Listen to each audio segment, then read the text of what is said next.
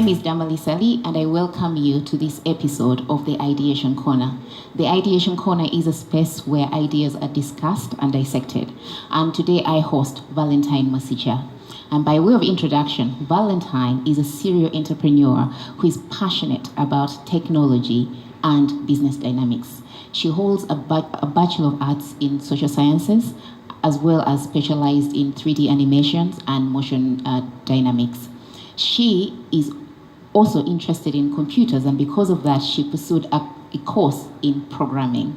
She is a Yali Fellow under the Mandela Washington Fellowship. And in 2005, she secured seed funding from the World Bank to do stories, African stories, through ED. But away from that, Valentine is the founder of Mindset Coders. Mindset Coders is a company, an education technology company that is passionate about equipping and empowering young people with 21st century digital skills. Valentine is also an ambassador of Africa Code Week, and she leads a team of implementing partners who provide free workshop trainings for coding. And on a personal level, Valentine provides mentoring to high school girls who are interested in science, technology, engineering, and mathematics, and she guides them on how to navigate their career paths. I am very happy to be hosting Valentine today in my Ideation Corner. Valentine, thank you so much for agreeing to speak to me. Thank you for the invite. All right. First things first, explain to me from a layman's perspective what coding is. So coding in simple terms, it's where you use computers to create something. So you can get a computer and tell it what to do. So that process of telling it what to do is what coding is. So you give a set of instructions and the computer has to perform that instruction. It has to come out with that output. So the whole process of giving the computer instructions on what to do, that is coding. And how did you get interested in this, giving computers instructions? Yeah, so I realized that when you learn how to code, that is now coding, the whole process of giving the computer instructions, you can create anything that you want to create. You can come up with anything as long as you know how to create, you have the skills to create. So knowing that you can code and knowing that you can create something out of coding is something that was of interest to me. So I felt like if I would give young people such an opportunity to know how to code, they can create anything. Okay. As long as they let go of the imagination and go wild. And that's an interesting concept, because a lot of kids are very imaginative. As young children, we are really, really imaginative. And then we grow up and somehow our imagination reduces at the same pace. So you're telling us that coding allows you to actually run free with your imagination and create instructions, to give instructions to a computer to do what you want. All right. Yes. So I mentioned that you're a founder of Mindset Coders. Tell me what that is. Okay. So Mindset Coders is a company that is really passionate about empowering young people. For the young people, we work within the age of 7 to 18. So for us, we just want to give that skill to the young people of that age group, and that is what Mindset Coders is. So I came up with that after realizing that coding is something interesting. And I learned about it after my graduation. So I was just there and I felt like what I did, social sciences, had nothing to do with I was just about to my say interest. You have a Bachelor of Arts. How did you move into coding? So before graduation, as I was awaiting, I ended up doing the 3D animation, still computer stuff, and then I got into 3D animation and motion graphics, and I learned about it, and it was interesting. I created cartoons, animations, but it's still something that I wasn't really 100% passionate about. I found it interesting, but it's not something that I really felt like I can lose sleep over. So a friend of mine mentioned coding, and I went and did a prep course for it. I found it so interesting, and I taught my young sisters how to do it, and they did it just for fun. I was just training them for fun. And then one evening, one of them just asked if they can use it to create a solution for something that we were watching, something which was very emotional, torturing of the maids in UAE and she felt it, and she asked me, can I use the coding skill to create a solution for them? And for me, that was the bulb. And I was like, okay, if we had young girls thinking this way, then we could actually come up with solutions for ourselves. Because one, she saw a problem. She was able to identify it. Two, she was able to know that she can actually use the skills that she knows to create a solution for them. So for me, that was now there. The light bulb moment. Yes. And that's when you decided, I need to set up a company that teaches. So now, and then there's this thing that came to me. I was like, actually, she had a changed mindset. Because she changed her mindset from being just a consumer, understanding, she learning with operating mobile phones, taking in the entertainment, and she actually changed her mindset from a consumer of technology to actually wanting to be a creator, and that was it. So that is how mindset came about. So when did you set up this mindset quarters? So I did my prep course, programming course in Nairobi. Then I came back to Uganda. I have a sister in high school. By then she was in senior 2. So I went to their school and I asked them, what do you do in your ICT club? And they told me we just do Facebook and watch YouTube videos. And I was like, okay, I can introduce coding to you. I think it's interesting. I think it's something that you're going to like it. I was talking to the ICT patron. And said, sure, let's try. So it was just for free, just to also learn how to teach. I didn't know how to teach. To also see how I can come up with a whole lesson plan and a curriculum that works for them as well as for myself. So it was introduced as an extracurricular activity. Yeah. Okay. They gave me a Saturday afternoon. So every Saturday, in 2018, I started in February. So every afternoon I would go there at 2. For 1 hour, I would fidget around, learn as I'm teaching them, which was very interesting. And the program we use is very interactive and it's fun. So they get to just simply create animations, simply create games. So as they're creating, they're putting a set of instructions and they see it in real time. They see an animation talking, they see it running, they are actually creating, making it run. And it was something that was very, very fun for them. Okay. So as I saw them moving, growing from just, Facebooking and YouTubing, the teacher, one of the teachers there, she was like, okay, I also teach at Mengo SS. Why don't you come and introduce this? So from Mengo SS, we went to Marcos, and then from Marcos we went to Luviri. Okay. So we had those 4 schools, and that's when that same year in October we participated in Africa Code Week, and then I saw how throughout the whole month, from February to October, we saw how the kids had changed and they were so excited being a part of it. They took part with other schools. At Makerere, we do a whole challenge for different schools who have participated in Africa Code Week. And we could tell how they were so happy. There was that feeling. And for us, that was it. It was very satisfying for me to see them just want to create and show that they can create and show that they can do something. And then this school that I started with, Rubaga SS, is a single girls school. So I'm glad that you started with the girls' school, actually. So to see the girls really shining, because they really outshone the rest. And I was like, okay, I have something here. Okay. Yeah. So is this a service that Mindset Coders is providing for free? We have schools that we provide for free. But now where we charge is when we do holiday classes. So this is just a call out for different parents who can bring their kids during holidays. And we do a 2 weeks or a 4 weeks camp, coding camp. Okay. Yeah. Really interesting to see the beginning of how your idea morphed into something that you're actually now implementing. But as you walked through that journey, what are the key challenges that you faced from the point when you got that, you're like, you know what, I need to teach kids how to code, given what it has done for my sister, to now where you actually, you've done. What are those major hurdles that you jumped over? So obviously now when you started to teach, first of all, young people like freebies.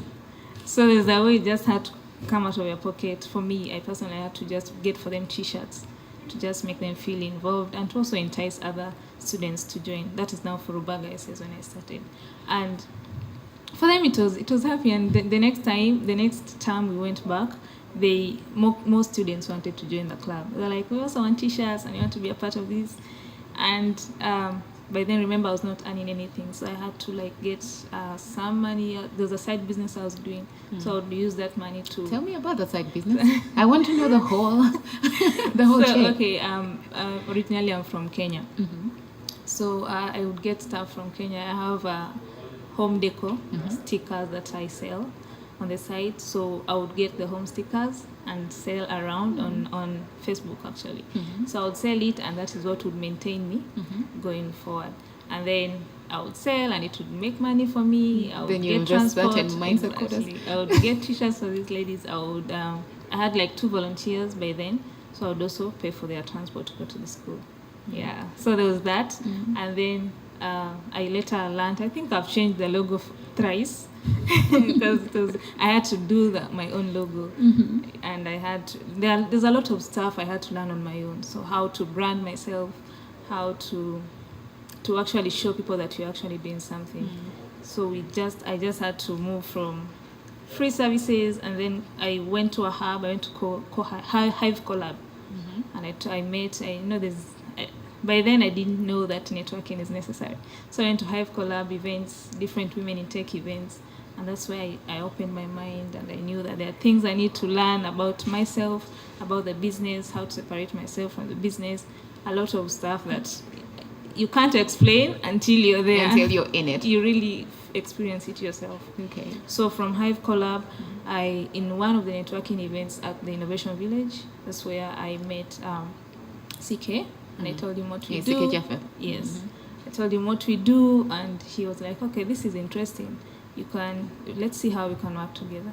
So that is how I got into the Innovation Village. That is now our location. That is where we run all the camps and the boot camps at the end of the year. Okay. Yeah. So from what I'm hearing from you is that at least when you got your idea, what you invested in, first of all, you invested in your personal money from your side hustle into it. Your own money, and then you improved your skills by maybe reading up more, networking, how to, and reading up. You're just Googling on the internet. Googling. So Google is your friend. Yes, it has to be my friend. Even for a coder, you have to use Google. Okay. Google and YouTube. Because I know most people, we do have access to the internet, but we're not necessarily using it to consume the free content. Like brain content that is there. And I am a victim of that. I also go on the internet, and then I just consume social media entertainment, exactly. Yeah. Instead of consuming things that would enrich me. But from what you're telling me, a lot of your business acumen has actually come from you Googling that. And one thing we learned while we were doing the prep programming course is that you have to learn to know what to Google. Because when you are programming, you don't know, it's a lot of stuff that you don't know, and you really have to find a way to know it. No one is going to help. As a programmer, you have to really do it on your own. But at the same time, use a team, because you can't do it on your own. But the more you code, the more you want to know. The more you want to know how other people solved what they're stuck on. I don't want to use technical terms. Yes. But there's a way you get stuck when you're programming, and you have to find a way to get the answer, and you have to Google your way to getting the answer. So when you do that, you learn what to code, you learn what to search, how to search, and what to search. Okay. So if a person out there, kind of like you, she's doing or they are doing a Bachelor of Arts, but maybe because would you want to go back and do a different course? Because you spent 3 years at university studying a course that you're not necessarily using. What would you tell someone who is currently in A-level before they enter university about that path? So for me, I feel like now, how can I put it? Now for us, what we do as mindset coders, at least we give the students a chance to try out coding or technology, so that they can have that aspect that they were introduced, or they were exposed to what technology has to offer. So by the time you go to campus, if you're not interested in coding or technology, then you definitely don't do it. Then you'll not do it. But at least you're exposed to it. Yes. And then for someone who found it interesting, at least they'll go to campus knowing that, I think I'd want to do game development. So I'm going to do computer science or something related to that. And you have a whole one direction instead of going in circles like I did. Okay. So For an A-level student, I don't know, because for us we prefer to go to young people. There's a way the older teenagers are their minds are somehow- set? Yes, Okay. they're fixed. So it's hard to change To them change the until mindset. They have to That's go the in whole front. point of mindset Yes. quarters. But the young people, they have like 2-3 years to really explore and try it and see that they tried it and they didn't like it or they liked it. So I don't think I can say anything to them. I'm just being honest. They'll have to go and try it. on their Like, own. I think your response is perfect, because you're saying Yes. that it's better to try it out, and then determine that, you know what, I'm not interested actually. I don't like it. And then you go to what you like. You go to university and do a course that you actually like. And but, like for me, I didn't know what I wanted. I was called for education, and I was like, I don't think I want to do education, so let me change. And I just changed. I didn't even know what social sciences was all about. I was like, okay, let me just do social sciences and see what it's all about. So there was no that career guidance for myself. I just went in. Is that why you're doing these mentoring services for young girls who are interested in science, technology, engineering, and mathematics? Yeah. So you're trying to make sure There's that bit that missed on my part. I missed that part, and I felt like, since I missed it, why don't I do something about it? And if I don't do it, who will? I'll do my part, and Okay. So the tell rest me will more fall in about this mentoring. Who are the girls that you're mentoring with schools? Obviously Rubaga girls, because I started. That's from where you there. started, yeah? Yes, and during the holidays, the students who work with, I try to pull out the girls and show them that I'm there for you. You have to keep on doing this and have to keep on encouraging them. And then I applied for mentorship, to be a mentor at New York Science Academy. They're doing a program called 1,000 Mentors, 1,000 Girls.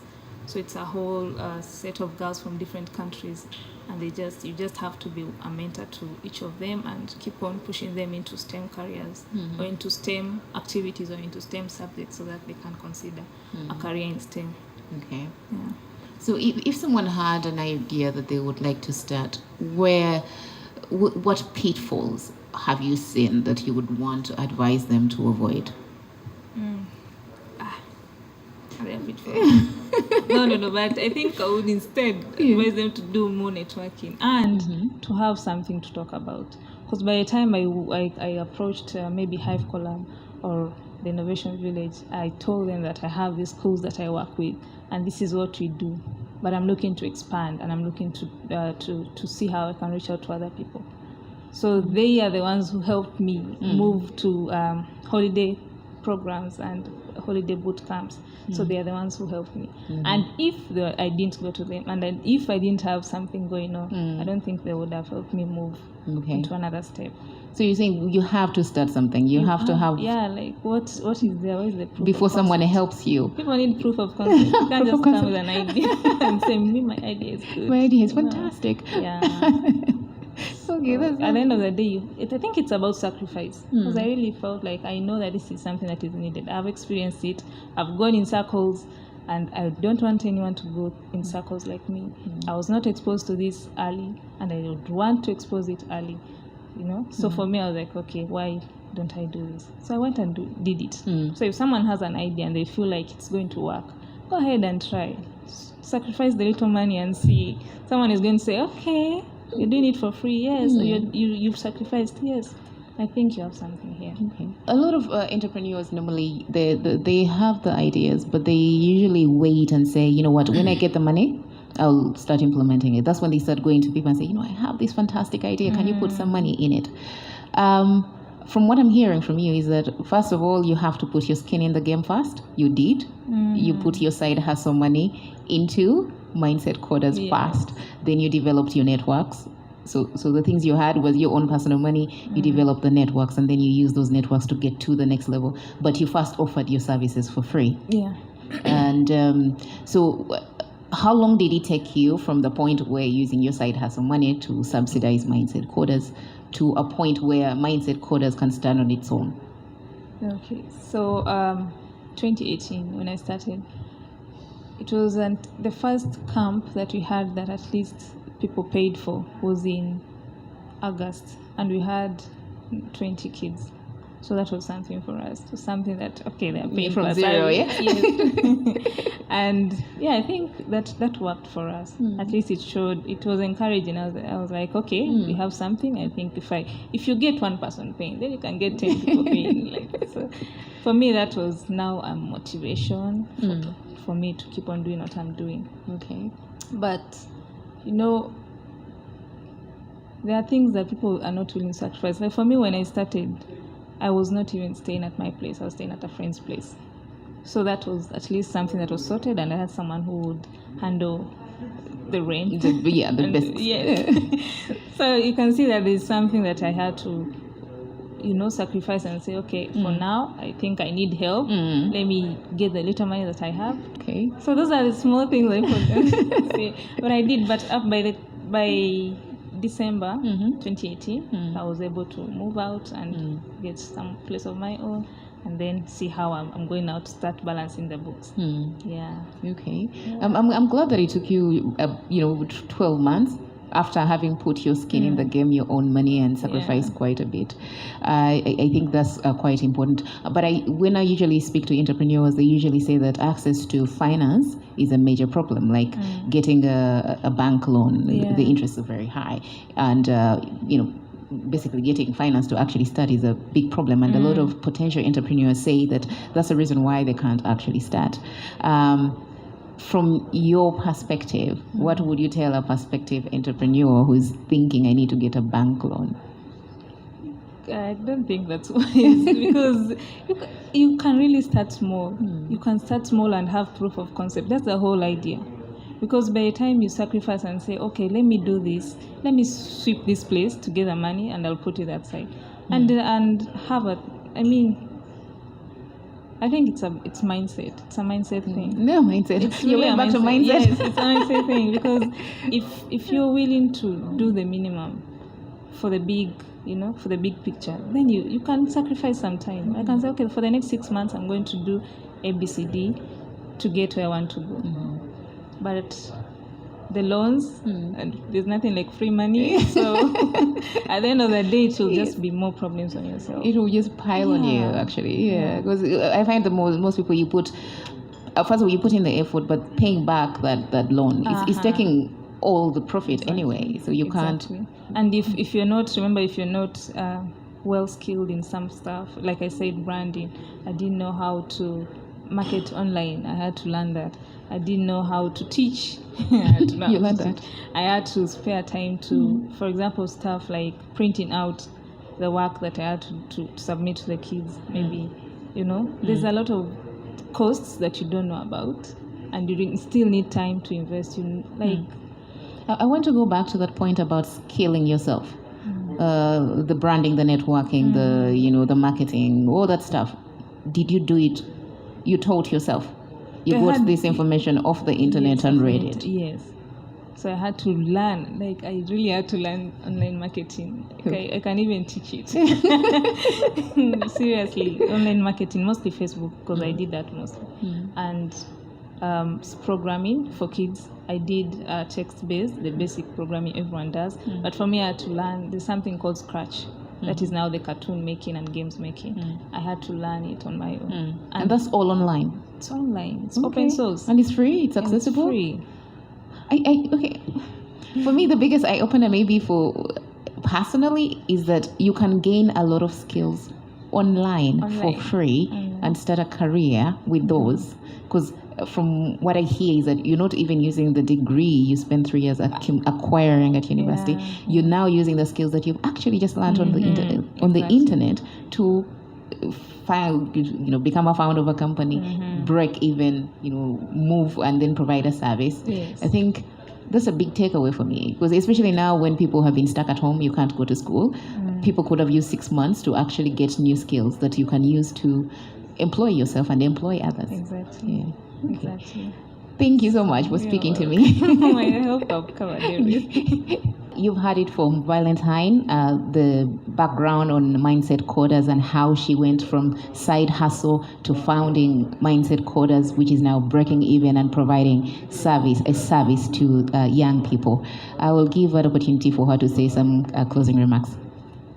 So I think I would speak to most young people as in our age, who can still talk to their siblings or their nephews and nieces, and at least give them that guidance. And then to the parents, like it's better to expose your children to what's out there. For instance, coding. It's better to expose it to the young people early and get the benefits of it, because besides just learning how to use technology, there are skills that come with it. That is how to solve problems differently, how to think like a computer, computational thinking, how to think critically. There's resilience. There's a lot of skills that comes from coding, and if we let the young people acquire them, even if they don't end up in a tech career, they'll still have the lifetime skills for themselves, which applies to any career they end up in. So for us, we still advocate for coding every day, any day.